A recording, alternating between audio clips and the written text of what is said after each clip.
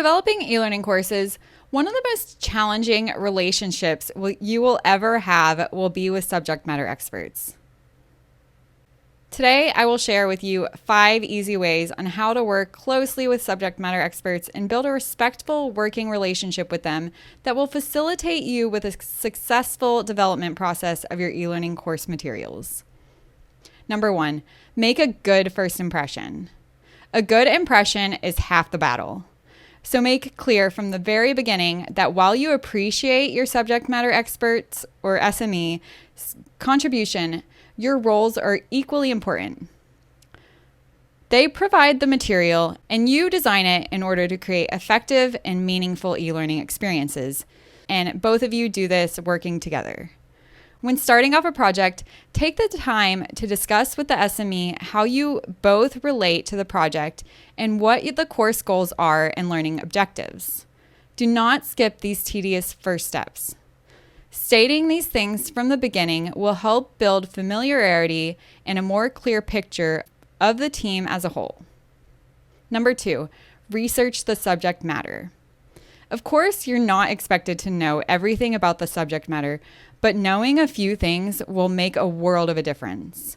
Take some time to do a little research, such as looking up terminology and acronyms that you're not familiar with. And do this before you meet with the subject matter expert for the first time. They will greatly appreciate it.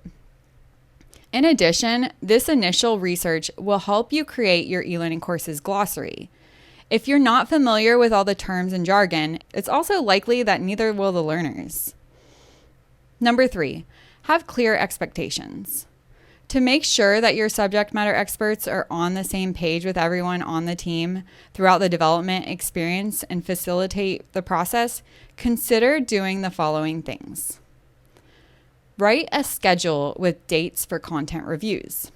Write a list of deadlines. Keep track of everyone's progress.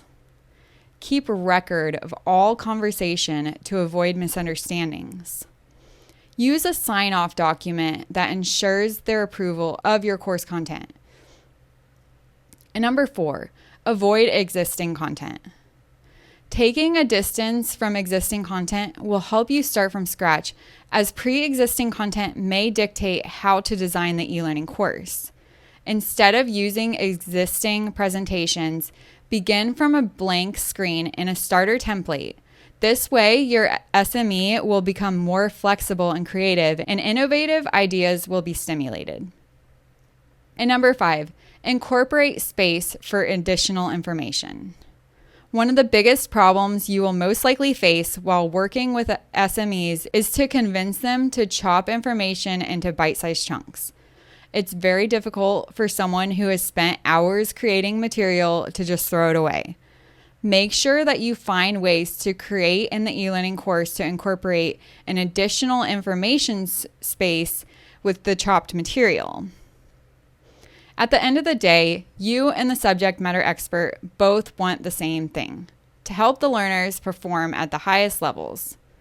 Because people are people, this takes some negotiation and ground rules to meet those goals.